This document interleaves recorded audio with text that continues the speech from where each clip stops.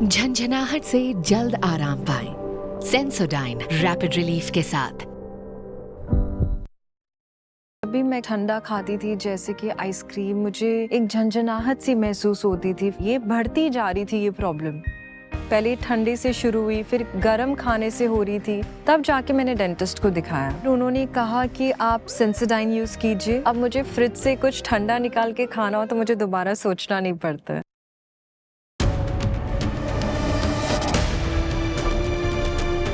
Presented by Sensodyne।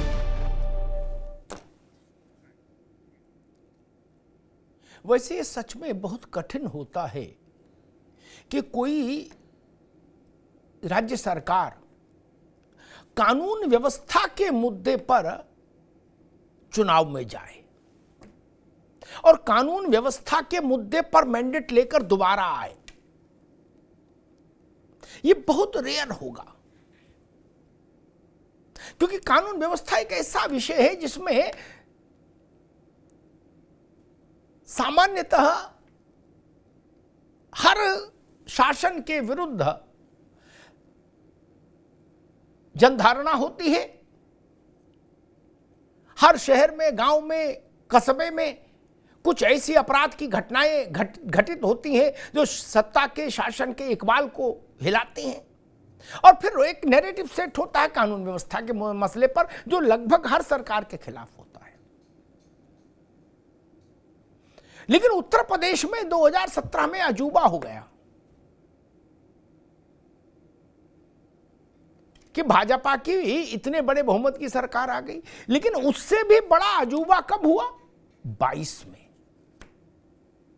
जब योगी आदित्यनाथ ने अपनी 5 वर्ष की सरकार के कामकाज पर वोट मांगा और उसमें भी सबसे बड़ा मुद्दा रखा कानून व्यवस्था को। उसी का एक फ्रेज बना था बुलडोजर बाबा, और उस मुद्दे पर उत्तर प्रदेश में लगभग 4 दशकों का रिकॉर्ड तोड़कर योगी आदित्यनाथ अपनी सरकार को दोबारा सत्ता में ले आए, अपनी पार्टी को। यह चौंकाने वाली बात थी। इसीलिए योगी आदित्यनाथ इस मसले पर सबसे ज्यादा संजीदा भी रहते हैं और इस मसले को सबसे ज्यादा प्राथमिकता भी देते हैं कि कानून व्यवस्था, और कानून व्यवस्था में भी मोटे तौर पर सरकारी संसाधनों की माफियाओं द्वारा लूट पर प्रतिबंध हो निर्णायक तौर पर, और बहन बेटियों के साथ अभद्रता और अपराध करने वालों पर निर्णायक तौर पर लगाम लगे। अभी एक कार्यक्रम में देश के उपराष्ट्रपति धनखड़ साहब आए, जगदीप धनखड़ साहब, मुख्यमंत्री भी थे उस कार्यक्रम में। नोएडा में ही हुआ कार्यक्रम। जगदीप धनखड़ ने कहा कि उत्तर प्रदेश, योगी आदित्यनाथ की सरकार से पहले उत्तर प्रदेश का ट्रैक रिकॉर्ड कानून व्यवस्था के संदर्भ में बहुत खराब था। केवल भारत में ही नहीं, दुनिया में भर में उत्तर प्रदेश की बदनामी का एक बड़ा कारण यह था कि यहां कानून व्यवस्था बहुत खराब थी। और आज उन्होंने कहा कि स्थिति ठीक इसके उलट हो गई। उपराष्ट्रपति ने कहा कि आज भारत के कई राज्यों में योगी मॉडल फॉलो हो रहा है कानून व्यवस्था के स्तर पर, और दुनिया के कई देशों में इसकी चर्चा हो रही है कि योगी आदित्यनाथ ने किस ढंग से भारत के सबसे बड़ी आबादी वाले राज्य को कानून व्यवस्था के मसले पर पटरी पर ला के खड़ा किया। यह बड़ी टिप्पणी है, बड़ा कॉम्प्लीमेंट है किसी भी राज्य सरकार के लिए कि देश का उपराष्ट्रपति उस राज्य सरकार के बारे में ऐसा कहे। और इसीलिए योगी ने कहा कि नो कर्फ्यू नो दंगा, यूपी में सब चंगा। नो कर्फ्यू नो दंगा, यूपी में सब चंगा। राम मंदिर, सांस्कृतिक प्रतीकों का पुनरुद्धार, मथुरा में बांके बिहारी का कॉरिडोर, विंध्याचल में कॉरिडोर, इस तरह के जो तमाम नैमिषारण्य का पुनरुद्धार, इस तरह के जो प्रयोग हैं, ये एक दिशा है योगी की सरकार की, और दूसरी दिशा है कानून व्यवस्था। अब स्वाभाविक है कि कोई भी पार्टी की सरकार हो तो उसका एक विपक्ष भी होगा, और विपक्ष होगा तो वो सरकार के दावों पर सवाल खड़ा करेगा और आक्षेप भी करेगा, और अपराध की कोई घटना घटेगी तो वो सरकार के समूचे प्रदर्शन पर उंगली उठाने की कोशिश करेगा, क्योंकि वो विपक्ष में है पार्टी। वैसी स्थिति उत्तर प्रदेश में भी है। लेकिन महिलाओं के खिलाफ अपराध के मामले में सजा दिलाने का जो प्रतिशत है वो उत्तर प्रदेश का देश में सबसे ज्यादा है। 70% से ज्यादा का रेट है सजा दिलाने का महिलाओं के खिलाफ अपराध करने वाले दुष्टों को। यहां से कमिटमेंट पता लगता है। तो क्या नो दंगा, नो कर्फ्यू ये योगी आदित्यनाथ का यूएसपी है? क्या बुलडोजर योगी आदित्यनाथ का यूएसपी है? क्या उत्तर प्रदेश का योगी मॉडल भाजपा के राष्ट्रीय पटल पर एक बड़ा चुनावी लाभ देने वाला मंत्र है? ये तमाम बातें हैं जो गूंज रही हैं। साथ में विपक्ष के सवाल भी शोर करते हैं, स्वाभाविक है, लेकिन ये चीजें हैं।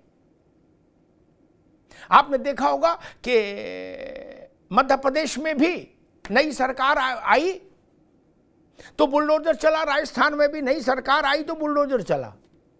ये बुलडोजर का भी पुनरुद्धार कर दिया योगी आदित्यनाथ ने।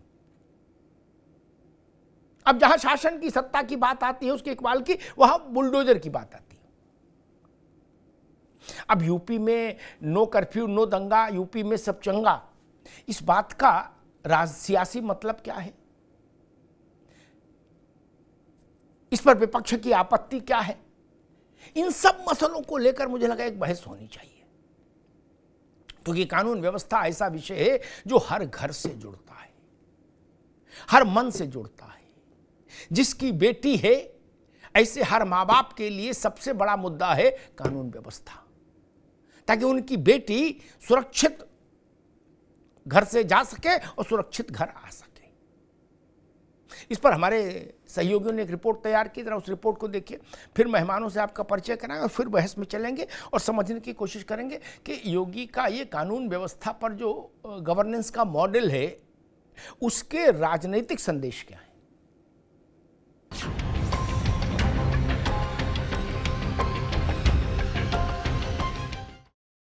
नो कर्फ्यू, नो दंगा, यूपी में सब चंगा, रंगदारी ना फिरौती, अब यूपी नहीं है किसी की पपोती। जब मुख्यमंत्री जी ने कहा है कि कानून व्यवस्था को लेकर के वो जीरो टॉलरेंस पॉलिसी पे काम कर रहे हैं, उस समय उत्तर प्रदेश में घटना हुई है। Uttar Pradesh is a role model of law and order. सख्त कानून व्यवस्था और सुशासन का ब्रांड बन चुका बुलडोजर और योगी मॉडल देश के साथ साथ विदेशों में भी चर्चाओं का सबब रहा है। बुलडोजर बाबा सरीखे तमाम नाम और उपाधियां भी सीएम योगी को मिलती रही हैं। इसी परिदृश्य में बदलते हुए प्रदेश की नई परिभाषा बताई सीएम योगी आदित्यनाथ ने, यानी न कर्फ्यू न दंगा, यूपी में सब चंगा। आज यूपी नो कर्फ्यू, नो दंगा, यूपी में सब और चंगा। नो कर्फ्यू, नो दंगा, यूपी में सब चंगा, रंगदारी ना फिरौती, अब यूपी नहीं है किसी की बपोती। माफिया अपराधी हो गए अतीत, सुरक्षा खुशहाली रोजगार का अब बना है प्रतीक। बिजनौर में संकल्प भारत यात्रा के मंच से मुख्यमंत्री योगी ने माफिया से लेकर महोत्सव तक, उपद्रव से लेकर उत्सव तक, कर्फ्यू से लेकर कावड़ और राम मंदिर तक उत्तर प्रदेश की बदली हुई तस्वीर पेश कर दी। वहीं योगी के तेवर और यूपी के लॉ एंड ऑर्डर पर उपराष्ट्रपति जगदीप धनखड़ ने भी अपनी मुहर लगा दी। रविवार को गौतम बुद्ध विश्वविद्यालय के दीक्षांत समारोह में आए जगदीप धनखड़ ने सीएम योगी को पर्सन ऑफ एक्शन का सिंबल बताते हुए कहा कि देश ही नहीं दुनिया में छाया है योगी का यूपी मॉडल। हालात क्या थे? कानून की दृष्टि से, विकास की दृष्टि से ये प्रदेश दोनों में चिंता का विषय था। हताशा इतनी थी कि लोगों को चिंतन करने का मन नहीं था। हम कहां से कहां आ गए। Uttar Pradesh is a role model of law and order.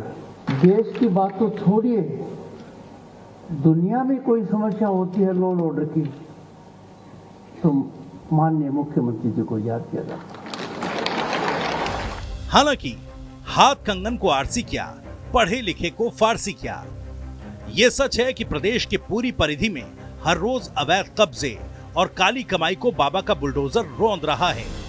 गुंडे माफियाओं का हाल भी किसी से छिपा नहीं है। विपक्ष कह रहा है कि ये आंकड़े गुलाबी हैं। लेकिन सरकार सो रही है, घटनाएं हो रही हैं, अपराध हो रहे हैं, सरकार सो रही है। इनका जीरो टॉलरेंस अपराधियों के लिए है। इनका जीरो टॉलरेंस इनके बीजेपी के कार्यकर्ता नेताओं के लिए जो कानून तोड़ रहे हैं। जब जब मुख्यमंत्री जी ने कहा है कि कानून व्यवस्था को लेकर के वो जीरो टॉलरेंस पॉलिसी पे काम कर रहे हैं, उस समय उत्तर प्रदेश में घटना हुई है। बहरहाल सीएम योगी आदित्यनाथ की शैली है कि वो अपनी रीति और नीति पर बिना किंतु परंतु के जवाब देते हैं। वहीं माफिया मुक्त यूपी की मुहिम में की गई कार्रवाई पर उपराष्ट्रपति ने भी पीठ थपथपाई। ऐसे में सवाल यही है, न कर्फ्यू न दंगा, तो विपक्ष को क्यों नहीं लग रहा यूपी में सब चंगा।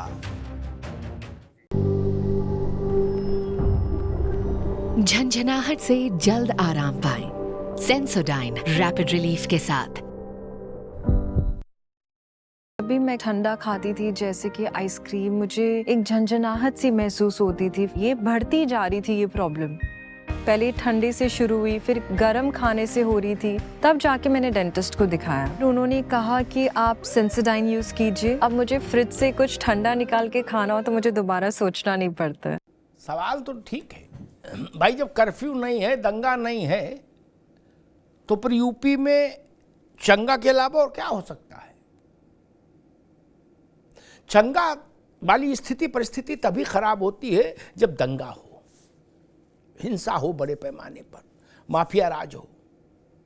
और अगर उससे मुक्ति है तो चंगा है। लेकिन अब विपक्ष है तो स्वाभाविक है, लोकतंत्र में विपक्ष की एक अपनी भूमिका है। मेहमानों साहब का परिचय करा दें। आलोक वर्मा जी हैं, भारतीय जनता पार्टी के प्रवक्ता। आलोक जी का बहुत स्वागत है। डॉक्टर केबी त्रिपाठी साहब हैं, कांग्रेस के प्रवक्ता। त्रिपाठी साहब का बहुत बहुत स्वागत है। फराज किदवई साहब हैं, समाजवादी पार्टी के प्रवक्ता। फराज साहब का बहुत स्वागत है। राघवेंद्र द्विवेदी हैं, एसबी के प्रवक्ता। राघवेंद्र भाई का बहुत बहुत स्वागत। मैं सोचता हूं फराज किदवई साहब से बात शुरू की जाए। लोकतंत्र का मूल तत्व भी यही है। किदवई साहब, जब अतीक के गुर्गों ने एक हत्या की इलाहाबाद में, वकील की, उसका लड़का भी उसमें शामिल था, अतीक का, तो विधानसभा में नेता प्रतिपक्ष अखिलेश यादव ने उस मुद्दे को उठाया और उन्होंने कहा सरकार कहां है, सरकार का इकबाल कहां है, कानून कहां है, व्यवस्था कहां है, आदि आदि। मुख्यमंत्री खड़े हुए, उन्होंने कहा कि मैं वचन देता हूं कि अपराध और अपराधियों को, ये माफिया को, इसको अतीक और अतीक के गुर्गों को मिट्टी में मिला देंगे। वो बड़ा वायरल हुआ था वो फ्रेज, मिट्टी में मिला दूंगा। वो मिट्टी में मिल गया। उसके बाद एक वीडियो आया जिसमें लोग ये कह रहे कि अखिलेश यादव ने मरवा दिया अतीक अहमद को। ऐसी चुनौती देंगे तो फिर यही होगा। फराज साहब, नो कर्फ्यू नो दंगा, और स्वाभाविक है कि बिना, जब तक किसी भी राज्य में, मसला यूपी का ही नहीं, जब तक आप दंगा है, कर्फ्यू है, माफिया का सिस्टम पर अपर हैंड है, तब तक तो विकास की बात ही करना बेकार हो जाती है। फिर विकास का मतलब अतीक का विकास, विकास का मतलब मुख्तार का विकास, वो ननकू और रज्जाक का विकास तो तभी हो सकता है जब ये हटे। फराज साहब नहीं? बिल्कुल अमिताभ जी, देखिए सबसे पहले तो आपको मैं बताऊं कि आप मेरे कुछ वन ऑफ द फेवरेट पत्रकारों में से हैं। धन्यवाद। और मैं ये मान के चलता हूं कि आप जो एनालिसिस करते हैं उसमें तर्क भी अच्छे देते हैं, सब कुछ है। लेकिन अमिताभ जी, क्योंकि मैं आपको बोल रहा हूं कि आप मेरे वन ऑफ द फेवरेट्स हैं, और अभी आदरणीय उपराष्ट्रपति महोदय ने बड़ी तारीफ की उत्तर प्रदेश की और विश्व पटल पे बोला कि उत्तर प्रदेश का बड़ा नाम है, तो मुझको लगता है कि उपराष्ट्रपति जी एक बहुत ज्ञानी आदमी भी हैं और बहुत बड़े इंटेलेक्चुअल हैं, तो कोई ना कोई उनके पास बेसिस तो होगा। मान लिए हम ये कहें कि अमिताभ जी बहुत खूबसूरत आदमी हैं, तो हम देख रहे हैं कि अमिताभ जी बहुत अच्छे हैं, शक्लन भी बहुत अच्छे हैं, बहुत अच्छा बोलते हैं, मैंने आपको महसूस किया है, तभी मैं बोल सकता हूं। मान ली मेरा आपसे इंटरेक्शन ना हो, मैंने आपको देखा ना हो, और मैं कहूं कि अमिताभ जी बहुत अच्छे पत्रकार भी हैं, बहुत खूबसूरत आदमी भी हैं, तो वो बात जो है वो ठीक नहीं है। जहां तक रही बात क्राइम की, अब मैं इसको दो चीजों से अमिताभ जी आपको वो बताने की कोशिश करूंगा। एक तो ये है कि एनसीआरबी क्या कहता है, जगदीप धनखड़ जी और भारतीय जनता पार्टी के नेता क्या कहते हैं, उससे मुझे कोई मतलब नहीं है, क्योंकि महामहिम उपराष्ट्रपति महोदय जो हैं वो स्पोक्स पर्सन बन के अगर बात करेंगे तो ठीक नहीं है। वो पूरे देश के, हमारे आपके सबके उपराष्ट्रपति जी बिल्कुल। तो कोई भी क्लेम हो, मान लीजिए मैं कहूं कि साहब मैंने इंजीनियरिंग की है और मेरी सीपीआई 7.2 थी, तो मुझे उसका रिजल्ट दिखाना पड़ेगा, ये देखिए अमिताभ जी मेरी सीपीआई 7.2 थी। एनसीआरबी का डेटा क्या बोलता है, पहली बात। दूसरी बात अमिताभ जी, कि लखनऊ के कोर्ट में, हाई कोर्ट में, कोर्ट रूम के अंदर गोलियां चलती हैं, इसको आप लॉ एंड ऑर्डर बोलेंगे अमिताभ जी? अतीक और अशरफ के केस में भी पुलिस की मौजूदगी में अगर दो मनचले इसलिए आके उसको गोली मार देते हैं कि उनका बड़ा नाम हो जाएगा, तो इसको आप लॉ एंड ऑर्डर बोलेंगे? एक महिला जज इच्छा मृत्यु की अपील करती है सुप्रीम कोर्ट में, और वो इसलिए करती है अमिताभ जी कि वो कहती है कि मेरा जो है वो यौन शोषण किया जा रहा है। तो जिस राज्य में महिला जज सुरक्षित नहीं है, आप बोलेंगे कि लॉ एंड ऑर्डर बहुत अच्छा है? एक पीसीएस अधिकारी अपना वीडियो बना करके जारी करती है। अमिताभ जी मुझे सबको बहस में ले आए, एक मिनट को सबको बहस में ले आए, फिर सेकंड राउंड में बाकी चीजें। अभी एक मोटी मोटी टिप्पणी हम सब लोग कर लें। राघवेंद्र द्विवेदी जी, पहले आपसे बात करूंगा, फिर त्रिपाठी जी के पास और फिर भाजपा के पास। लेकिन उससे पहले एक बात मैं कहूंगा, फराज भाई बड़े विद्वान आदमी है, लेकिन एक चीज समझनी हमको चाहिए। मैं उस बहस में नहीं जा रहा, गोविंद बल्लभ पंत से ही अगर आंकड़ा देख ले, गोविंद बल्लभ पंत से योगी आदित्यनाथ, जिसमें मुलायम सिंह, नारायण दत्त तिवारी, मायावती सब आ जाती हैं। 100 केस सबको याद होंगे हर राज्य के, जिनमें मारी गई गोली, आदमी पे पुलिस का तमंचा छीन ले गया, दरोगा को मारा, जवाहर बाग कांड हुआ था, कितने लोग शहीद हो गए, पुलिस के बड़े बड़े अधिकारी। उस बहस में मैं नहीं पढ़ रहा, ठीक, वो तो सब गिना देंगे, हम तो गोविंद बल्लभ पंत से गिना देंगे, बाकी छोड़ो। लेकिन मैं एक क्लिंचिंग एविडेंस रखता हूं जो मेरी समझ कहती है। राघवेंद्र भाई फिर आ रहा हूं पास। मुंडे मुंडे मतर भिन्ना उपनिषद कहता है। त्रिपाठी जी तो विद्वान आदमी भी जानते हैं, जितने लोग उतने विचार में, वो सबके सम्मान करते हुए कहूंगा, मेरे लिए लोकतंत्र, कानून व्यवस्था का, राज का क्षरण कब है? ये नहीं कि कन्नौज में रामलाल गोली मारी गई, आजमगढ़ में एक लड़की को के साथ दुर्व्यवहार हुआ। मसला है कि जिन 3 ने दुपट्टा खींचा वो तीनों चलने लायक नहीं, घिसट रहे हैं जेल में। ये हुआ कि नहीं हुआ, मेरे लिए ये महत्वपूर्ण है। भाजपा, कांग्रेस, सपा, बसपा अपनी जाने। वोटर के तौर पर मैं ये कह रहा हूं, और अगर मेरी बात गलत होती, सपा की बात सही होती, तो फिर सपा भाजपा को वापस नहीं आने देती। दूसरी बात एक कहता हूं जो मैं सबके लिए कहूंगा, मेरे लिए सबसे दुखद क्या है जीवन में, क्या दृश्य देखना? गोली, बंदूक, तमंचा देखना दुखद नहीं है। राम के समय में भी अपराध हुआ, तभी तो प्रभु ने अवतार लिया। मैं शासन की प्रक्रिया देश से नापता हूं, शासन का इकबाल।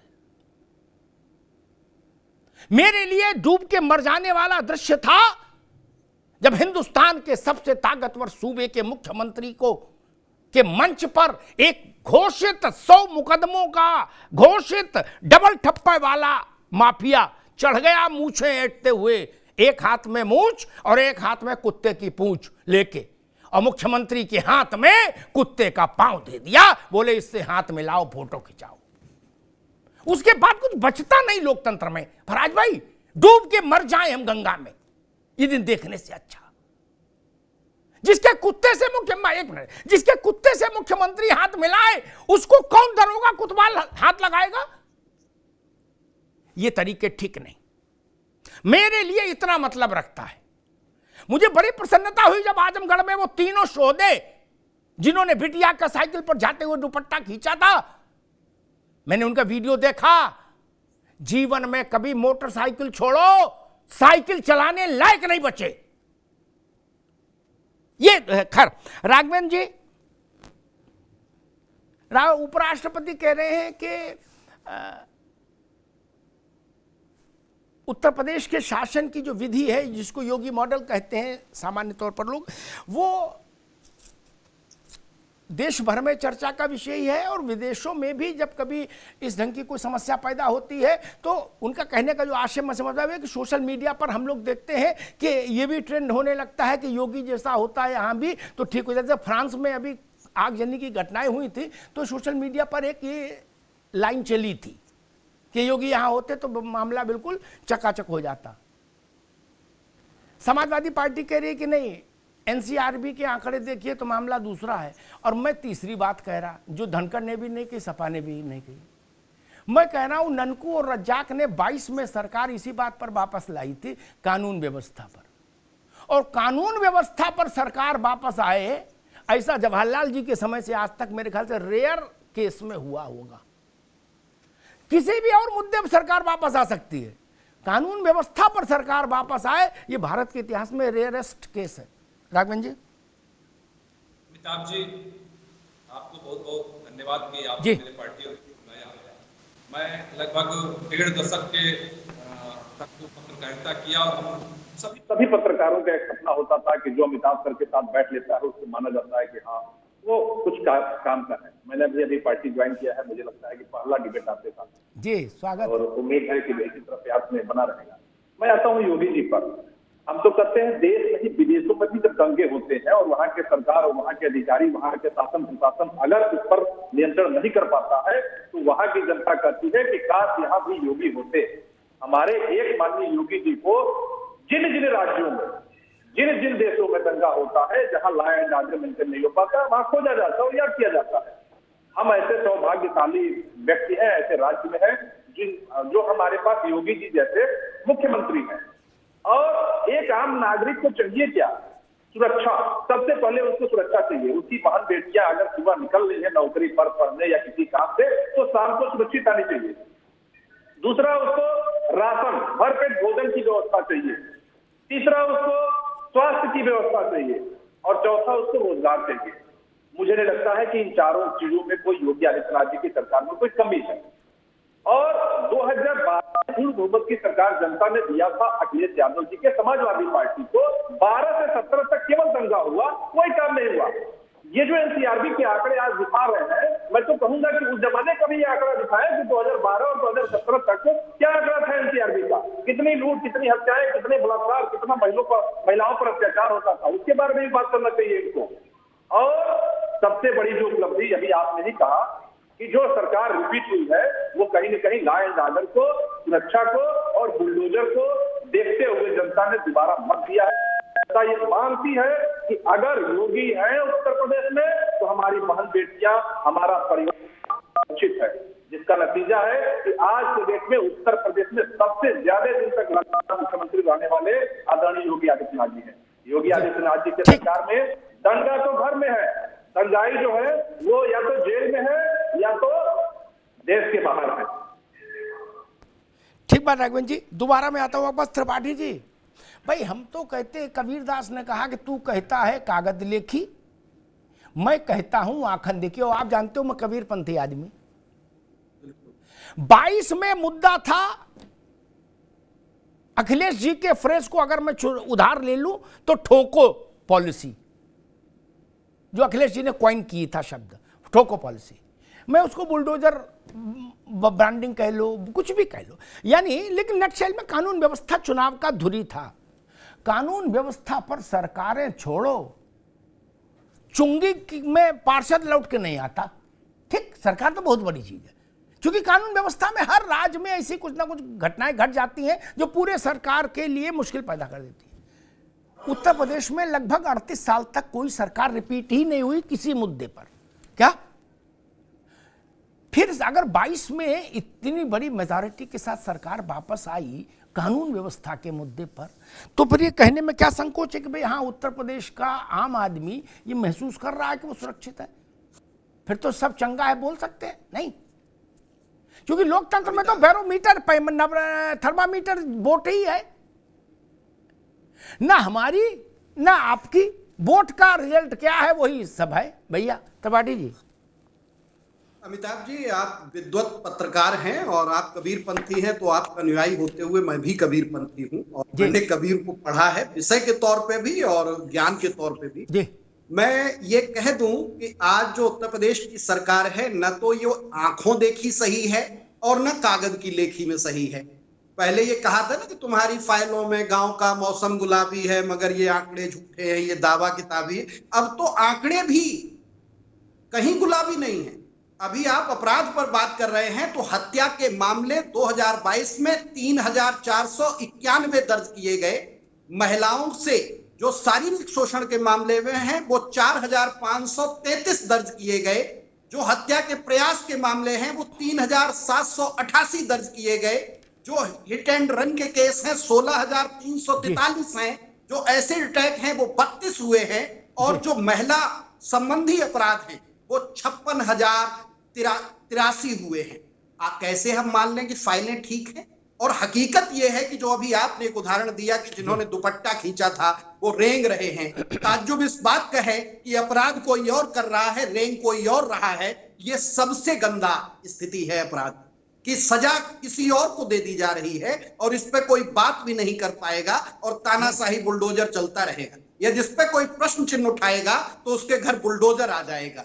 दरअसल इससे खराब कानून व्यवस्था की हालत। आप कह रहे 22 में सरकार कानून व्यवस्था के मुद्दे पे आई, मैं कहता हूं कानून व्यवस्था का मुद्दा नहीं, निश्चित तौर पर मुद्दे तो दूसरे थे, जो ध्रुवीकरण के, सांप्रदायिकता के मुद्दे थे, उनके आधार पर सरकार बनी। ठीक बात। शिक्षा, स्वास्थ्य, अपराध को आज चुनाव का आधार ही भारतीय जनता पार्टी ने नहीं रहने दिया है। जिन योगी आदित्यनाथ ने सरकार के चुनाव से पहले कहा था 100 दिन में शिक्षक भर्ती आ जाएगी, आज चुनाव के बाद 22 से 23 खत्म होने जा रहा, आज तक भर्ती नहीं आई।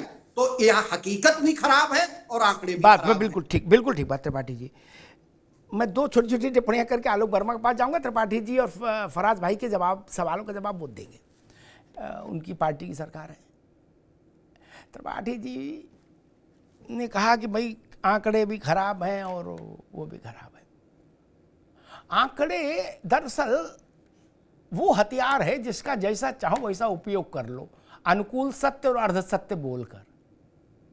ठीक, एक उदाहरण दूंगा, उससे जनता समझ जाएगी। मेरे मित्र यहां सहमत नहीं होंगे, मुझसे मिलेंगे तो सहमत होंगे, टीवी पर नहीं होंगे, कि उनकी अपनी मर्यादा है, उसका मैं सम्मान करता हूं।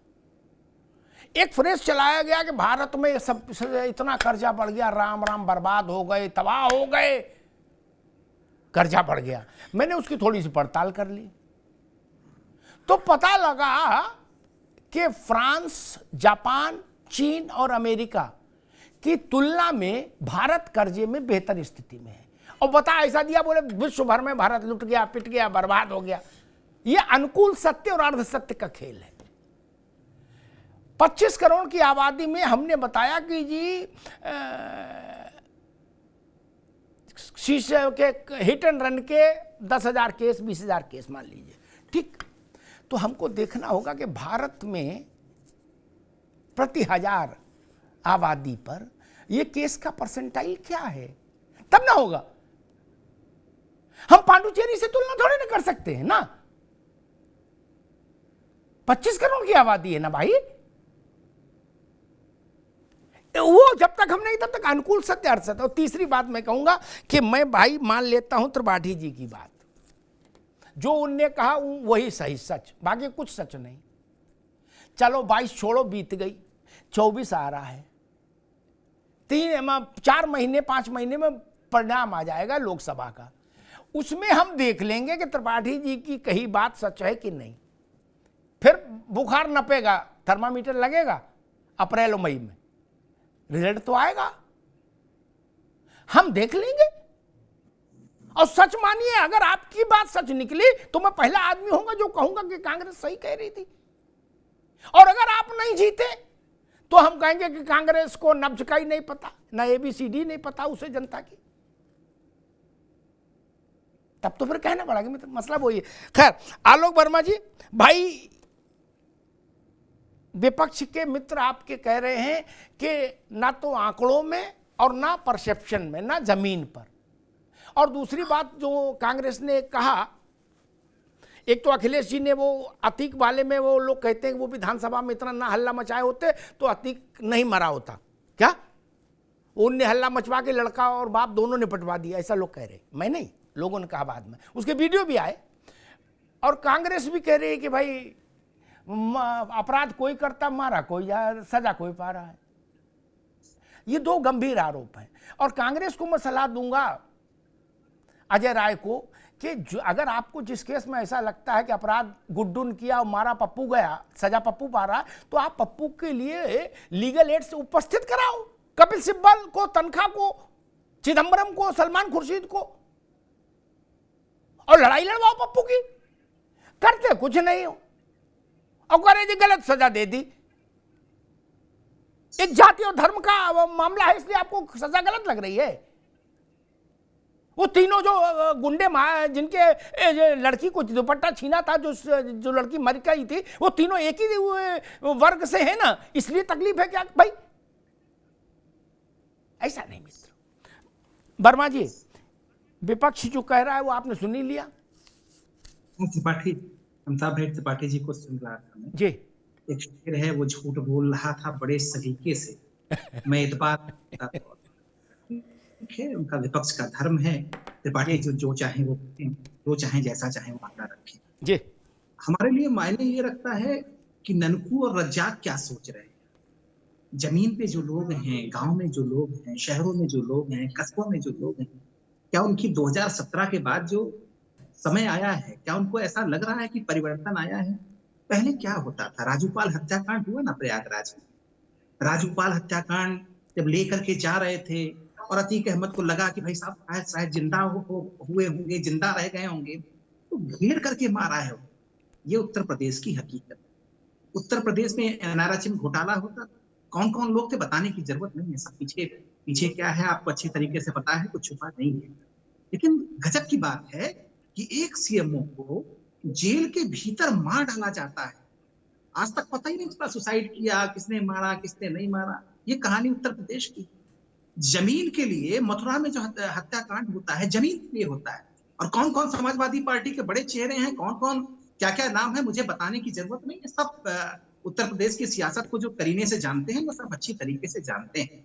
यही पहचान उत्तर प्रदेश की रही है। उत्तर प्रदेश की पहचान हरिशंकर तिवारी रहे, हरिशंकर शाही रहे हैं, वीरेंद्र शाही उत्तर प्रदेश की पहचान रहे हैं। एक बड़ा माफिया शुक्ला रहे हैं, पूरे जो मुख्यमंत्री ले लेते हैं। ये पहचान उत्तर प्रदेश की रही। उनको सार का सहारा कौन बनता था? क्या सत्ता संगठन उनका सहारा नहीं बनते? आज इस तरीके की ये परिवर्तन आज उत्तर प्रदेश में हुआ है। 19 मार्च 2017 के बाद उत्तर प्रदेश में ये परिवर्तन आया है कि संगठित अपराधी खत्म हुए, संगठित अपराध खत्म हुए। आज कोई अपराधी बेफिक्र नहीं हो सकता कि हमने अपराध किया।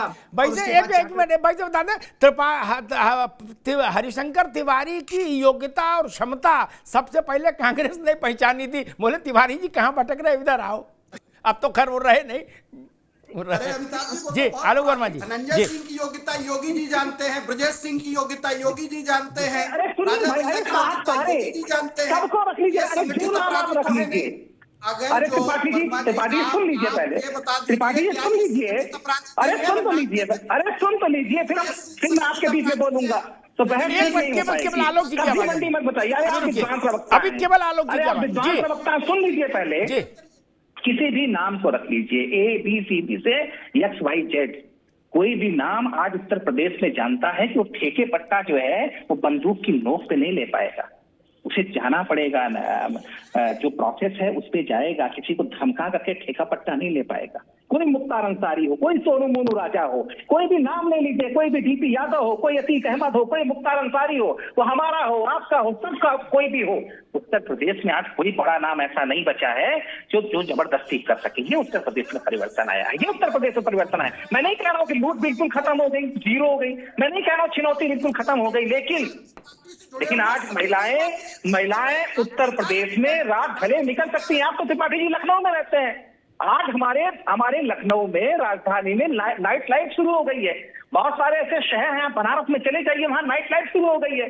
कौन सा माफिया है, कौन सा अपराधी है जिसने अपराध किया हो और बच गया हो, जिसने चुनौती की हो और बच गया हो, जिसने लूट की हो और बच गया हो? और अगर बच गया हो तो सड़क पे तो आपको आना चाहिए, मुझे लगता है, मुझे अच्छा लगेगा। विपक्ष का उत्तरदायित्व, विपक्ष का काम है। आप बड़े आराम से कह देते हैं इसने अपराध किया, उसको हमने घसीट लिया।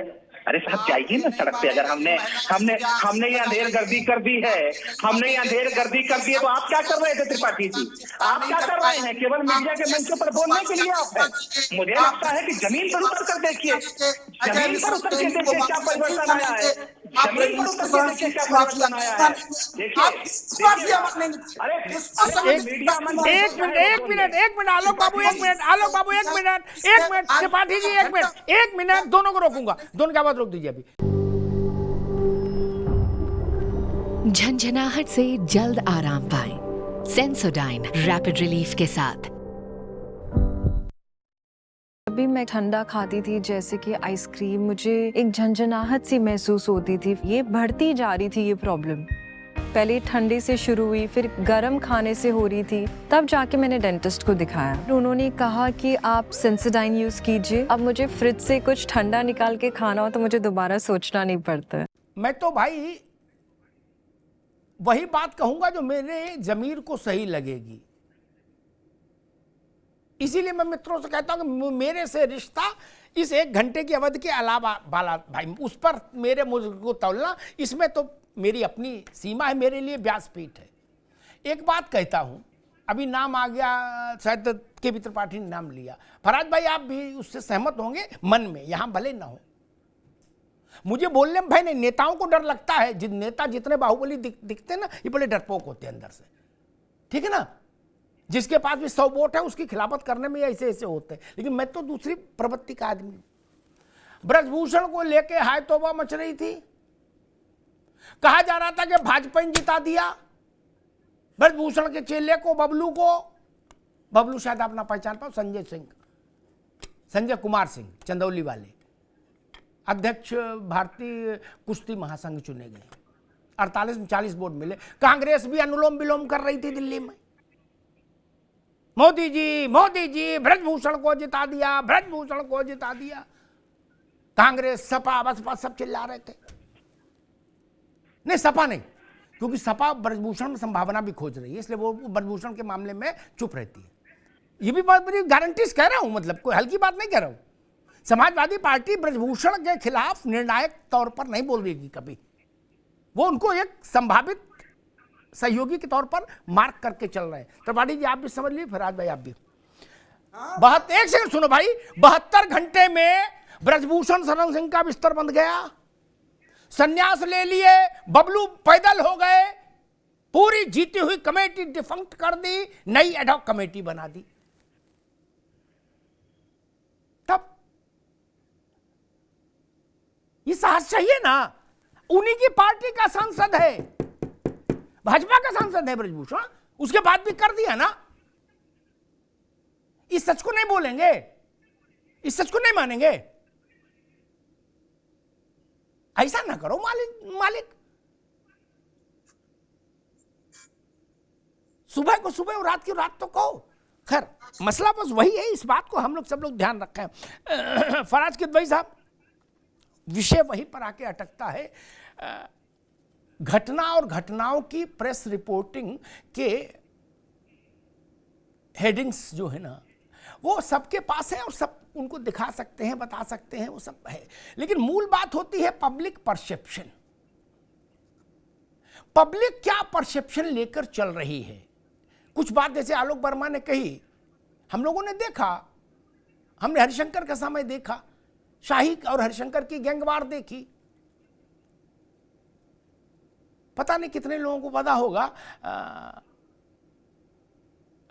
शाही और हरिशंकर की जब गैंगवार होती थी तो और वीर बहादुर को अगर आना होता था त्रिपाठी जी गोरखपुर, वो वहीं के थे, अब मुख्यमंत्री थे तब, तो पूरा अमला उन दोनों से निवेदन करता था कि 2 दिन गोलीबारी बंद कर देना, तुम्हें हमारी कसम। क्या पंडित जी ठाकुर जी अब थोड़ी हाथ पकड़ते थे, टेलीफोन करिएगा मैं बता दूंगा नाम। वीर बहादुर कहते थे मेरी जान बचाओ यार ये बवालियों से। क्या ये स्थिति मैंने देखी है, मैंने देखी है मालिक, इसलिए मैं कैसे मान लूं? आज कोई माई का लाल इतना बड़ा सिकंदर आजम बता दो हमको, किसी पार्टी को हो। और वो दृश्य देखा मऊ का, देखा था फराज भाई, मऊ में जब दंगा हुआ था तो खुली जिप्सी में ऊपर LMG लेके मुख्तार, उनकी जो जिप्सी घूमी थी जिसमें कोतवालियों में ताला लगा दिया था, आज कोई माई का लाल ऐसा कर सकता है? कोई घूम सकता है वैसे LMG लेके सटासट? और सत्ता, मैं बोलूं अमिताभ जी, सत्ता दंडवत थी, ये परसेप्शन यहां से बनता फराज किदवई साहब जी।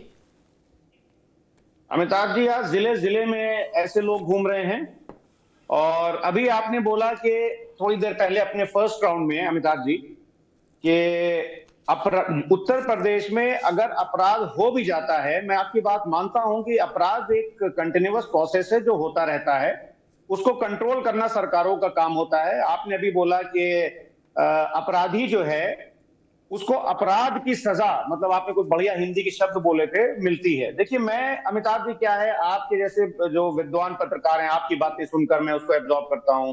NCRB का डेटा देखा गया, और अभी हमारे जो राघवेंद्र द्विवेदी जी हैं वो कुछ उत्तर प्रदेश की बात कर रहे थे, तो इकोनॉमिक सर्वे ऑफ इंडिया की किताब कभी कभी पढ़ लेते हैं, तो इसमें उत्तर प्रदेश की सारी हकीकत बयान होती है।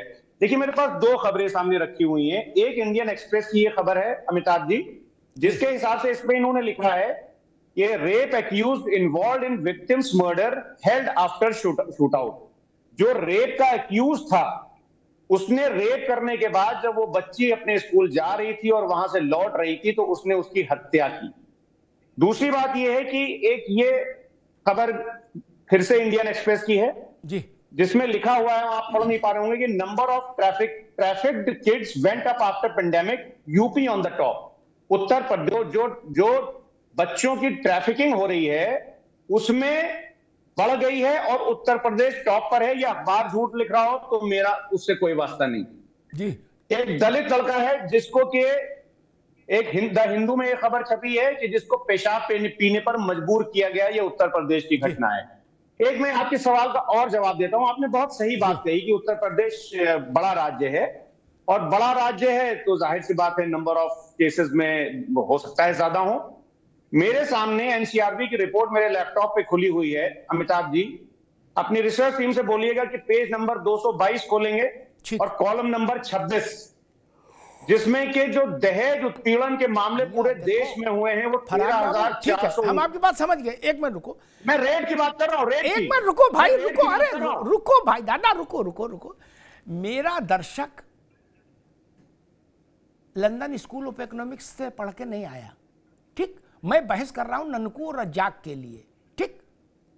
क्या हिंदू कह रहा है, क्या मुस्लिम अखबार छाप रहा है, क्या इंडियन एक्सप्रेस कह रहा, कौन सी एक्सप्रेस कह रही, NCRB क्या डाटा, किस पेज नंबर, ये एकेडमिक बहसें हैं। मैं तो मूल जमीन का आदमी हूं, मेरे पास सिर्फ प्रश्न इतना, आपकी बात सही तो आपको शासन देना चाहिए था, इतनी से मेरे बाकी बातें मैं नहीं पढ़ता मालिक ना। NCRB BCRB नहीं, जहां 2% वोट हो जाए और कांग्रेस भी करेगी भाई हम नब्ज समझते हैं उत्तर प्रदेश की। अरे कैसे नब्ज समझते हो यार, आप अपनी नब्ज नहीं देख पा रहे हो, उत्तर प्रदेश की क्या देखोगे? देखिए अमिताभ कोमा हम चले गए और कह हम देखेंगे, अरे भाई ऐसा नहीं करो। फराज भाई ये बात आप पार्टी में भी लागू कराओ, इन सब से कुछ नहीं होता क्लिपिंग से। एक मिनट भाई, फराज भाई एक मिनट, मैं इससे ज्यादा उदाहरण आपको बिना क्लिपिंग के दे सकता हूं।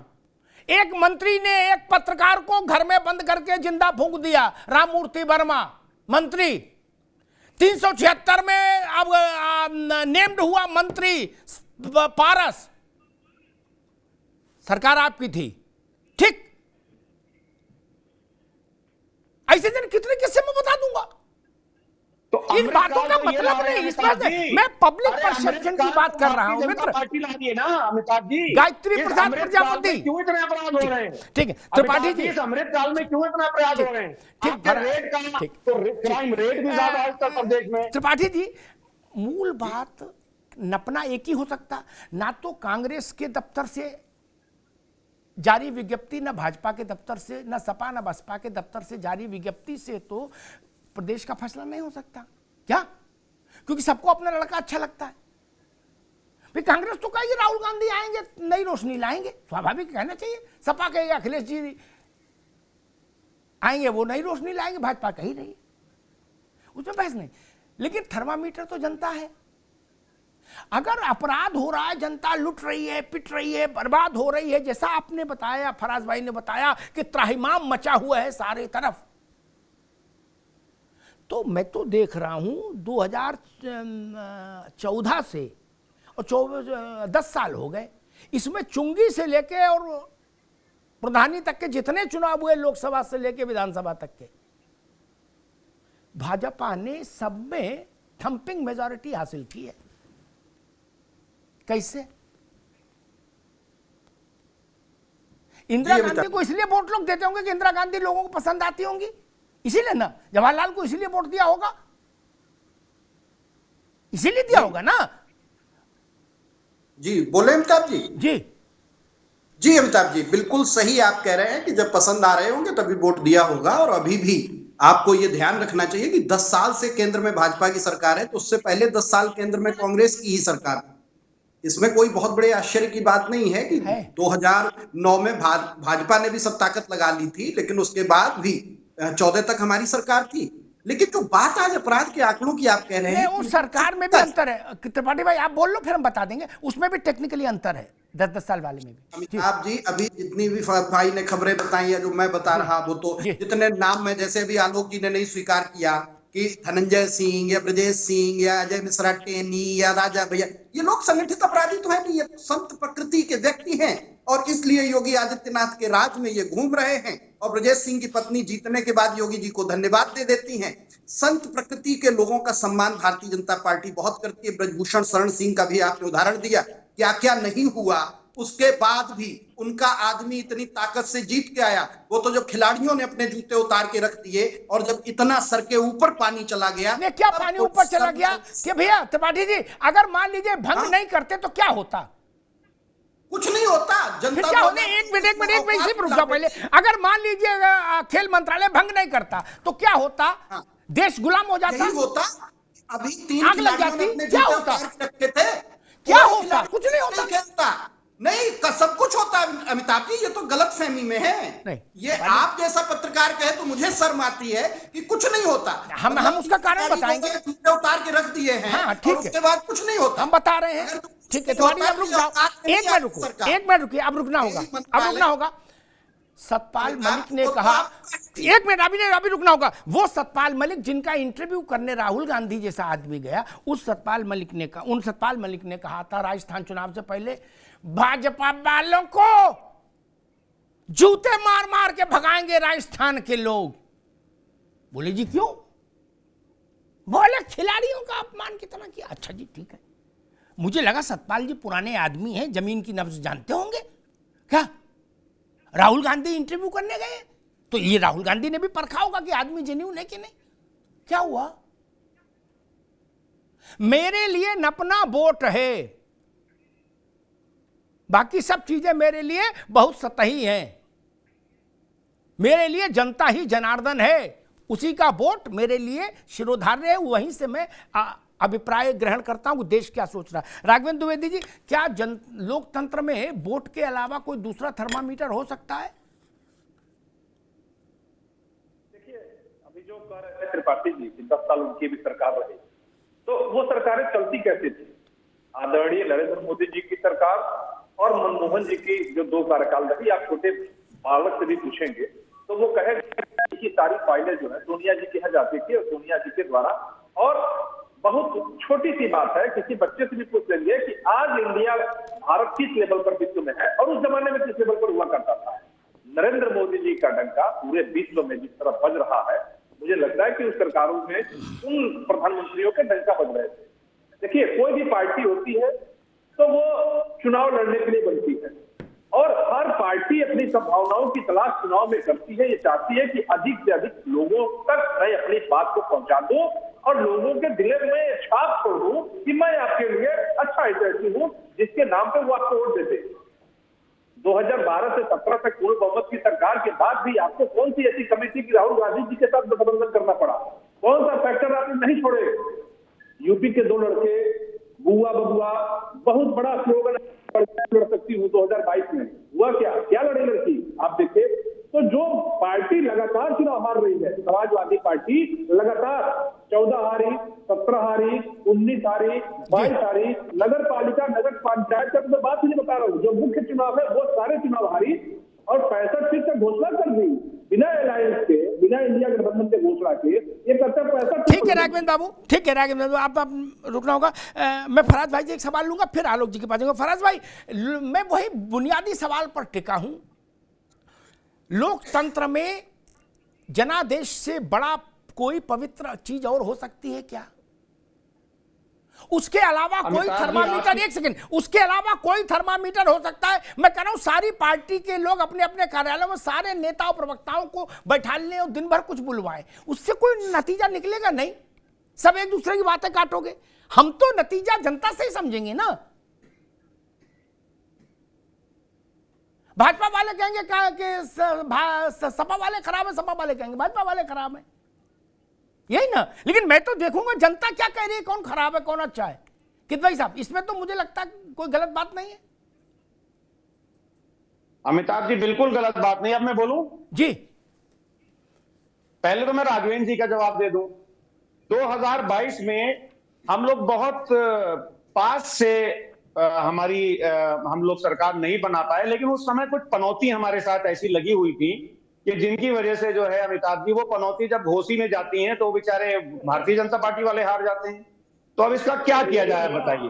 पनौती से अब पीछे छूटा है तो हम लोग अमिताभ जी का जवाब देंगे 2024 में। उसी पनौती का देन आज आप स्थापित हैं, उसी पनौती का देन है। आप पश्चिम में जो आपकी स्थिति है, राघवेंद्र उनकी बात आ जाने, राघवेंद्र अभी उनकी बात आ जाने, अभी केवल फराज साहब की बात। राघवेंद्र जी रुकिए। जी फराज साहब।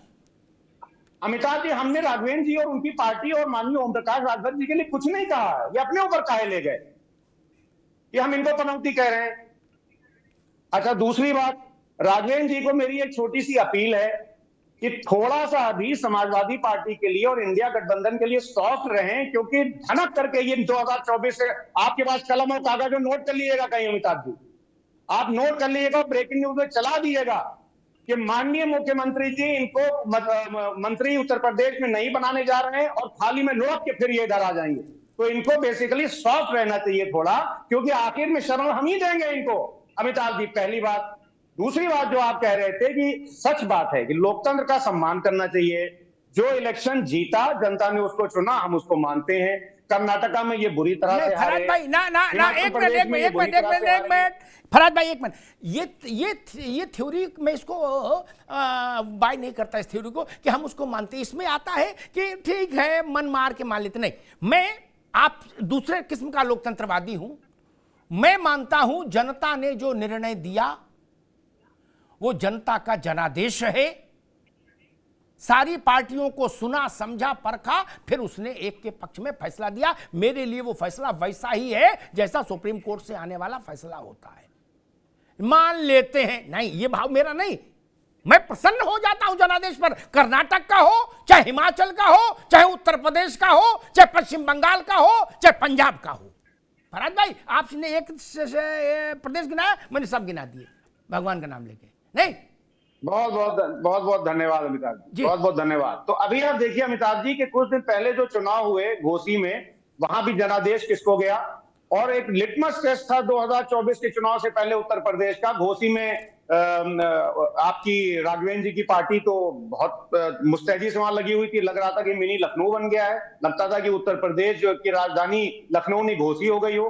20-20 कैबिनेट मिनिस्टर, और जिन लोगों ने वहां पर वो नहीं बोलते हैं कि मतलब बयाना ले लिया था, अरे साहब आप बैठिए हम चुनाव जिताएंगे, समझ में आ गया अपने घर में कि क्या हुआ, तो आखिर में हम ही शरण देंगे। ठीक है फराज भाई, ठीक मैं आलोक वर्मा जी के पास चलूंगा लेकिन एक बात फराज भाई से भी कहूंगा और कांग्रेस से भी, मायावती जी पुरानी नेता हैं, काशी राम जी ने उनकी ट्रेनिंग दी है, उनकी सब बातों से मैं सहमत नहीं होता, लेकिन अभी पिछले दिनों उन्होंने एक बात कही, मैं कांग्रेस से भी कहूँगा, राहुल जी से भी और अखिलेश जी दोनों के लिए, उन्होंने कहा विपक्षी शिविर के नेता एक दूसरे के बारे में बोलने से पहले संयम बरतें, पता नहीं चुनाव परिणाम के बाद किसके घर टेलीफोन करना पड़े कि मैं बुके लेके आना चाहता हूं, या किसी को ये कहना पड़े कि मैं वो सीताफल वाली आइसक्रीम लेके आना चाहता हूं। क्या अरे यही तो मैं बता दिया, ये देख लीजिएगा बड़े दलों को ना फराज बाबू एक मिनट, मैं कोई हल्की बात नहीं कहता, और इतनी समझ मुझे है कि क्या बोलूंगा तो कहां पकड़ा जाऊंगा। उन्होंने उसमें नाम भी लिया, राजभर का नहीं, उन्होंने कहा खास तौर पर समाजवादी पार्टी से मैं कहूंगी कि उसको ख्याल रखना चाहिए। क्या ये आइसक्रीम मैंने किसके लिए बोली? राजभर थोड़ी ना आइसक्रीम खरीदना जानते हैं, कोई ले गया होगा लखनऊ में आइसक्रीम, मैं तो नाम ही पहली बार सुना कि ससुर सीताफल की भी आइसक्रीम होती है, काशी फल जो भी फल हो भैया, मैं जानू, मैं 5 रुपया कुल भी खरीद लूं उतने बहुत है। मैंने बाद में पूछा बहन जी क्या ये क्या बवाल है, नया शौक है, ले गए थे ना। इसलिए हम सब लोग सद्भाव से रहो, ये भारत का लोकतंत्र कैसी करवट ले ले क्या पता, किसके घर जाना पड़े, मत्था टेकना पड़े, को दादा हैं क्या, जलेबी लाए थे और नेत्राम कचौड़ी थी, सोचा नाश्ता दादा करा दें, क्या पता भैया, फिर दादा पता लगा दरवाजा नहीं खोलेंगे। उत्तर प्रदेश में हो चुका, आ रहे हैं आलोक बाबू, आनंद का विषय है आज, क्या क्रिसमस है, काय को झगड़ा करें। उत्तर प्रदेश ने एक दृश्य देखा, 2 सबसे बड़े नेता अपने अपने दलों के एक दूसरे से एक के यहां मिलने गए, दूसरे ये टाइम पहले से तय था, वो टाइम पर पहुंचे, एक बीच के व्यक्ति थे, वो लखनऊ के कारोबारी भी हैं और अब भाजपा में हैं, उस वक्त भाजपा में नहीं थे, राज्यसभा के सदस्य भी हैं, मेरे ख्याल सब समझ गए होंगे, त्रिपाठी समझ गए हो तो मुस्कुरा तो दिया करो, तो वो भी थे कार में। बहन जी ने जानबूझ के 11 मिनट तक दरवाजा नहीं खोला, समझिए, और अंदर से खबर ले रही कि सारे मीडिया वाले ANI वगैरह आ गए, सब शूट हो गया, चल गया, आज तक से लेके कल तक सब पे चल गया कि साहब गेट पे दरवाजा नहीं खुला, फिर 11 मिनट बाद उनने खोला।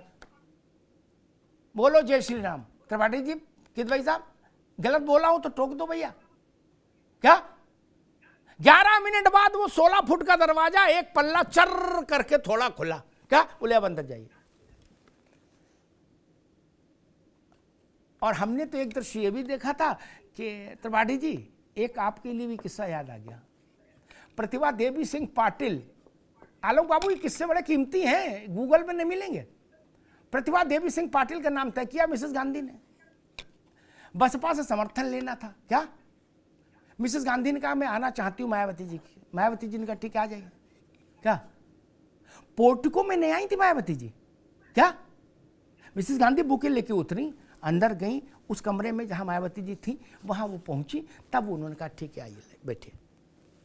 क्या इसलिए मैं कहता हूं बाबू धीरे धीरे चल, पता नहीं कौन सा मौसम का बर्फबारी हो जाए, इसलिए कहा। खैर आनंद की बात है। झंझनाहट से जल्द आराम पाएं, सेंसोडाइन रैपिड रिलीफ के साथ।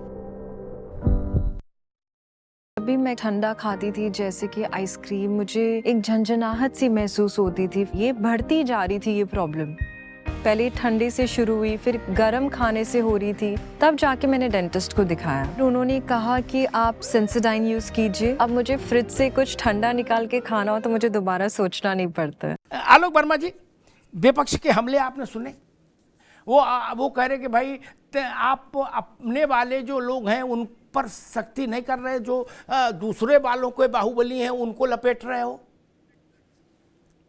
मैं तो अमिताभ भाई फराज भाई को सुन रहा था जी, बड़े गुरूर से कह रहे थे शरण देंगे हम, 2017 में इन्होंने त्रिपाठी जी को शरण दी। राहुल गांधी जी बेचारे खाट सभा लेकर के निकले हुए थे। प्रशांत किशोर को भी बुला लाए थे दिल्ली से कि आओ भैया उत्तर प्रदेश में थोड़ा हमको जिता दो, कुछ रास्ता बना दो। अखिलेश यादव पनौती बन के पहुंच गए राहुल गांधी जी के पास। 2 लड़कों की जोड़ी निकली, क्या हालात हुए आपको बताने की जरूरत नहीं है। 2019 में यही फराज भाई पहुंच गए मायावती जी के पास कि हाथी पे साइकिल साथ दोनों साथ साथ चलेंगे। कुल मिला के 15 सीटों पर पहुंच गए। अभी कुछ दिन पहले राजभर के साथ 2022 के इलेक्शन में भी पहुंच गए। बड़े दलों से काम नहीं बना, त्रिपाठी जी मायावती जी से कोई काम नहीं बन रहा है, छोटे दलों के साथ आएंगे, राजभर जी के साथ आएंगे। राजभर जी ने तो अपना वोट ट्रांसफर कर दिया, समाजवादी पार्टी का हाल बिगड़ गया, बताने की जरूरत नहीं किया। तो आप तो भाई पनौती हैं उत्तर प्रदेश की राजनीति में। आप छोटे छोटे आंकड़े, कुछ खत के पुर्जे कुछ उड़ा रहे थे, पता नहीं कहां से कौन कौन सी चिप लेकर के आ रहे थे। सवाल ये नहीं है फराज भाई कि किसी छोटे से जनपद में, किसी छोटे से इलाके में कौन सा अपराध हुआ। निश्चित रूप से अपराध होंगे, बिल्कुल कोई भी सरकार होगी बिल्कुल खत्म नहीं कर पाएगी। कोई किसी का किसी से वैमनस्य होगा, किसी की किसी से रंजिश होगी, लेकिन क्या हम डर बैठा पाते हैं कि नहीं बैठा पाते उस अपराधी के मन में, ये बहुत बड़ा सवाल है। ये शरण उत्तर प्रदेश की सरकार किसी अपराधी को नहीं देती। जिसने अपराध किया होगा उत्तर प्रदेश में, उसको उस तरीके की अपराध की वैसी सजा मिलेगी। ये इतिहास गवाह है। 6-7 सालों का जो हमारा उत्तर प्रदेश का 19 मार्च 2017 के बाद का जो उत्तर प्रदेश का इतिहास है, जिसने गुनाह किया उसको सजा मिलेगी, पहली बात। दूसरी बात, जरा किदवई साहब पीछे जाके देखिए ना, मुजफ्फरनगर कांड के पीछे कौन था महीनों उत्तर प्रदेश में। अब सुन लीजिए पहले, अभी वो सब देख लेंगे, वो सभी आपको सड़क पर उतर के दिखाना पड़ेगा आपको, है ना। पहले सुन लीजिए थोड़ा सा, मुजफ्फरनगर कांड में क्या हुआ, क्या तमाशा हुआ। आजम खान ने किसको फोन किया, क्या फोन किया, एक बड़े चैनल पे चला था बाकायदा फुसफुसाते हुए दरोगा जी के साथ, लेकिन कभी इन्होंने आजम खान के ऊपर कोई सवालिया निशान खड़े नहीं किए। मथुरा कांड में क्या हुआ था, समाजवादी पार्टी के कौन से दो चाचा थे जिसकी जमीनें वहां निकल रही थी, जिसके जवाहर बाग कांड क्यों हुआ था, सबको पता है। और इनके एक बड़े नेता थे जो मंच पे चढ़ के कहते थे रेप जैसे मामले में कि लड़के हैं गलतियां हो जाती हैं। इस तरीके का इतिहास उत्तर प्रदेश में रहा है। मंत्री रहे अभी अखिलेश यादव जी, बड़े पढ़े लिखे मंत्री थे। उनका जहां घर है, उनकी जहां हवेली है, उनका जहां बंगला है, उसी के चंद फरलांग दूर एक दूसरा बंगला था। एक खान मंत्री उसमें रहते थे। क्या करते थे, आज जेल में है। कौन सा आरोप है उनके ऊपर, किस आरोप में जेल में है। एक ऐसी सरकार जिसका मंत्री तक जेल में हो। आप सोचिए कि उत्तर प्रदेश का हाल क्या था, उत्तर प्रदेश की तस्वीर क्या थी। और हमारे भाई साहब ये बैठे हुए तस्वीर दिखा रहे हैं, अखबार के पुर्जे उड़ा रहे हैं। अरे साहब 1 लाख पुर्जे उड़ा देंगे हम आपकी सरकार के, 1 लाख पुर्जे उठा देंगे। इसमें जितने पुर्जे हैं इनमें से एक को भी अगर सजा ना मिली हो तो आप हमारे ऊपर सवाल उठाइए। और निश्चित रूप से हम मान के चलते हैं कि लोकतंत्र में जो विपक्ष है उसका बड़ा दायित्व है। अगर आपको लगता है कि कहीं हमने वो काम नहीं किया जो वादा करके हम आगे बढ़े हैं, जो वादा हम कर रहे हैं, तो आप आइए हमारे ऊपर सवाल खड़ा कीजिए। हम तो चाह रहे हैं कि जो हम वादा करते हैं आलोक बाबू, हम उसे पूरा कर पाए कि नहीं कर पाएंगे। और हम लगातार अपना वादा पूरा करते हैं, इस बात का हमें गर्व है। ठीक बात। 1 घंटे बहस चली और वही सब पुरानी शैली है। मैं एक नई शैली चाहता हूं इस देश की राजनीति में। हो पाएगा नहीं हो पाएगा इसकी संभावना पर कि मुझे लगता नहीं हो पाएगा, क्योंकि मन बहुत छोटे हैं राजनेताओं के। ब्रजभूषण के मामले में बबलू की जीतने के बाद जो लोग भाजपा को कटघरे में खड़ा कर रहे थे, कह रहे थे सब भाजपा ने वोट डलवा दिया अजय से। बबलू को पैदल करके घर भेज देने का जो निर्णय किया कि ब्रजभूषण को संन्यास लेने के लिए बाध्य होना पड़ा, क्या उस पर फिर आपको यह नहीं कहना चाहिए था कि हाँ ये सरकार बधाई की पात्र है, काम ठीक किया। यहीं से जनता का मन खिन्न होता है। जिस चीज के लिए आप यश किसी आदमी को दे रहे हो वो चीज अच्छी हो जाए तो उसके लिए यश देने का साहस नहीं है क्या।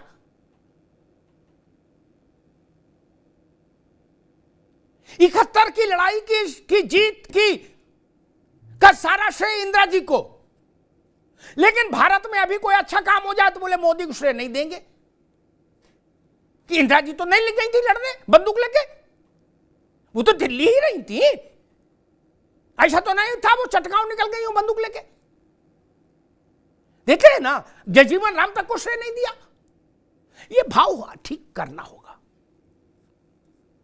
दूसरी चीज मैं कहूंगा, उत्तर प्रदेश के मसले में फराज भाई 2013 में दंगा हुआ, उस दंगे को मैंने कवर किया। मैं उस दंगा क्यों हो गया मैं इस पर भी नहीं जाता, आज बहुत बार बोल चुका। त्रिपाठी जी मेरी बात के सेंस को समझिएगा। मेरे लिए सबसे शर्मनाक पहलू मालूम क्या रहा उस दंगे का फराज भाई? मैंने बहुत ईमानदारी से कवर किया। दोनों पक्ष से लोग मरे, वो सब ठीक है, दंगा होगा तो ये हो गई। लेकिन सबसे गंदा पक्ष मेरे लिए रहा कि मौलाना नजीर को लखनऊ मुख्यमंत्री निवास से फोन किया गया कि आ जाओ, तुम्हें मेरी कसम, सरकारी विमान उतर चुका है हवाई पट्टी पे और कलेक्टर और कप्तान तुमको सैल्यूट मार के अभी लेने आ रहे हैं। जो कलेक्टर और कप्तान उनका नॉन अवेलेबल वारंट लिए घूम रहे थे मौलाना साहब का, वो उनको आए, बोले हुजूर, बैठाल के ले गए। ये बात मुझे अखबार से नहीं पता लगी फराज भाई, ये बात त्रिपाठी जी, ये बात मुझे मौलाना ने खुद बताई, ऑन रिकॉर्ड बताई कैमरे पर। मौलाना पहुंच गए 50 मिनट में लखनऊ, एस्कॉर्ट लगा के सीधे मुख्यमंत्री निवास। तब आदरणीय मुलायम सिंह जी थे, चीफ मिनिस्टर अखिलेश जी थे, मुलायम सिंह जी थे। तो मुलायम सिंह जी ने कहा कि आओ भाई मौलाना साहब, और जो बातें हुई वो यहां मैं नहीं करूंगा, जो मुझे मौलाना ने बताई थी। चलते हुए त्रिपाठी जी, फराज साहब, शर्मिंदगी इस बात पर है, चलते समय ये हुआ कि जितनी देर मौलाना साहब ये काजू वगैरह ग्रहण कर रहे हैं, उतनी देर में वहां मुजफ्फरनगर और सारी व्यवस्था कर दो, शासन में जो भी लिखा पड़ी होती हो, इनको बाई+ सिक्योरिटी विद एस्कॉर्ट। जब ये अभी लौटेंगे स्टेट प्लेन से मुजफ्फरनगर, हवाई पट्टी पे उतरेंगे तो बाई+ एस्कॉर्ट सुरक्षा। जब मैं मिलने गया मौलाना से तो 36 पुलिस वाले उनके यहां खाटों पे लेटे थे, केले खा रहे थे धूप में। यहां तकलीफ होती है, यहां पर तकलीफ होती है मित्र। क्यों मौलाना को बुलाया गया? दोनों पक्षों से हिंसा हुई। और एक बात कहूंगा मैं, इसी चीज से जनता की तरफ खड़े होकर सोचता हूं तो मुझे लगता है जनता सही नाराज होती है। फिर त्रिपाठी जी की पार्टी से एक डेलीगेशन गया था, उसमें सोनिया जी गई थी, आदरणीय सोनिया जी। त्रिपाठी जी, 2 शिविर लगे थे, 2 कैंप, एक में, मैं तो सीधे बोलता हूं, एक में जाट थे, एक में मुसलमान थे पीड़ित पक्ष के। सोनिया गांधी जी मुस्लिम पीड़ित पक्ष से मिली, जाट पीड़ित पक्ष से नहीं मिली और वापस आ गई। ऐसे राजनीति करेंगे? ये राजनीति करना चाहते हैं देश में, इसीलिए 2% हो गया मित्र, बुरा ना मानिएगा, इसीलिए 2% बचा। कोई तो कारण रहा होगा। सोनिया जी अगर जाटों के शिविर में भी चली जाती, कैंप में, तो क्या दिक्कत होती? जाट मारे गए, उनकी पीड़ा नहीं थी क्या? दोनों में जाना चाहिए था, बड़े नेता थे, क्यों नहीं गई? मुझे चीजें याद रहती, मैं भूलता नहीं। ब्रजभूषण का चेला कैसे जीत गया? अगर मैंने ये सवाल उठाया तो ब्रजभूषण का चेला जब पैदल हो गया तो मैंने उसकी तारीफ की। मैं कड़वा कड़वा थू और मीठा मीठा गप की बात नहीं कर सकता, न स्वीकार कर सकता। ये क्या दिक्कत है? ये स्वीपिंग रिमार्क करना कि अपराध कोई और कर रहा है और सजा किसी और को मिल रही है। अदालत ने कभी ऐसा बोला क्या? नहीं ना, अदालत ने बोला ऐसा नहीं ना। गायत्री प्रसाद प्रजापति से जेल में मिलने आदरणीय नेताजी गए थे कि नहीं? उनको नहीं जाना चाहिए था। गायत्री प्रसाद प्रजापति को कथा भागवत कराने के आरोप में जेल में गए थे क्या? नहीं ना। क्यों गए थे? आजम खान वही कहते हैं कि हमसे मिलने नहीं आए। ये राजनीतिक जीवन में शुचिता रहनी चाहिए कि नहीं रहनी चाहिए? और मैं तो एक बात जानता हूं, यूपी में नो कर्फ्यू नो दंगा, ये बात फैक्चुअली दुरुस्त है, तो मैं इसकी दूसरी पंक्ति भी दुरुस्त मानता हूं, यूपी में चंगा। दंगा के साथ चंगा नहीं हो सकता ना। चंगा होने के लिए दंगा को विदा होना होगा। और मैं तो कहूं, मैं तो वो तुलना करता हूं कि आजम खान ने यही तो कहा था कि नेताजी गायत्री से मिलने गए जेल, मुझसे मिलने नहीं आए। ये सवाल मेरा नहीं, ये आजम खान का है। इस सवाल का कोई उत्तर है क्या? नहीं ना। गायत्री से क्यों मिलने गए? ऐसे बहुत सारे प्रश्न हैं। और अपराध होना एक विषय, अपराध के बाद कार्रवाई कितनी निर्णायक हुई, इस पर शासन की कसौटी कसी जाती है। शासन का इकबाल यहां से निर्धारित होता है। अतीक और मुख्तार, जिन लोगों ने इनके चरम काल को देखा, और मैं पढ़े लिखे सारे उत्तर प्रदेश के जो लोग तथ्यों को इकट्ठा करते हैं, फराज भाई उनमें से एक हैं, मैं कहूंगा अतीक और मुख्तार के विकास के काल को देख लीजिए त्रिपाठी जी। अतीक और मुख्तार का विकास काल वही है मोटे तौर पर जो सपा बसपा की सरकारों का कार्यकाल है उत्तर प्रदेश में। क्या इसी में वो चरम पर पहुंचे और समानांतर सरकार चलाने लगे अपने अपने इलाकों में। आज स्थिति तो देख ही रहे, एक का तो हो ही गया, दूसरे जेल में है। क्या स्थिति परिस्थिति है? यहां से शासन का इकबाल बनता है। जनता यहां से ये महसूस करती है कि हां भाई चलो, कम से कम शासन हमारे साथ खड़ा है। मैं लिखा पढ़ी वाली चीजों में नहीं जाता। मैं तो गांव में जाके खेत पर खड़े होकर चौराहे पर जनता के तासीर को, उसके मन को समझने की कोशिश करता हूं, और अंत में अपनी समझ को जनता के जनादेश से मिलाता हूं। अगर मेरी समझ के और जनादेश मिल जाए तो मैं मान लेता हूं कि मेरा आकलन ठीक था। और माफ करिए, मैं संसदीय लोकतंत्र में जनता के जनादेश के अलावा किसी दूसरी थ्योरी को स्वीकार नहीं कर सकता। मेरे लिए ममता बनर्जी को मिला हुआ वोट, योगी आदित्यनाथ को मिला हुआ वोट एक समान पवित्र है। ये बात मैं पूरी ईमानदारी से, विश्वसनीयता के साथ कह रहा हूं। राजनीतिक दल ये बात नहीं बोल पाएंगे ना, वो कहेंगे हमें जो मिला वो ठीक है, दूसरे को मिला वो खराब। मैं इसे थेतराई नहीं कर सकता ना, मेरे लिए थेतराई है। अगर योगी आदित्यनाथ की सरकार 2022 में कानून व्यवस्था पर लौट कर आई है तो इसका मतलब है 25 करोड़ लोगों ने उनके माथे पर रोली चंदन लगाया है ना।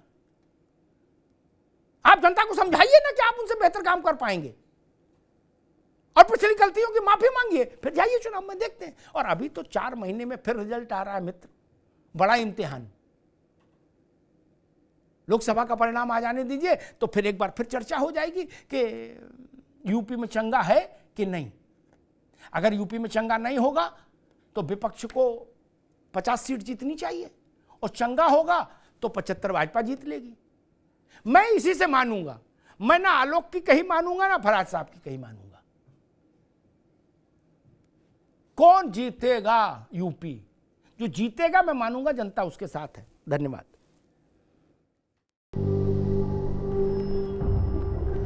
झंझनाहट से जल्द आराम पाएं सेंसोडाइन रैपिड रिलीफ के साथ।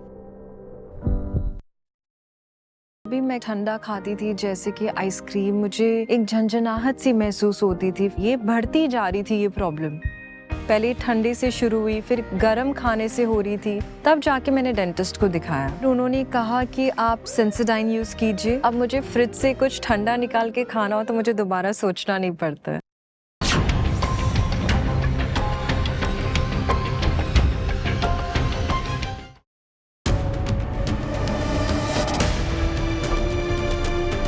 Presented by Sensodyne।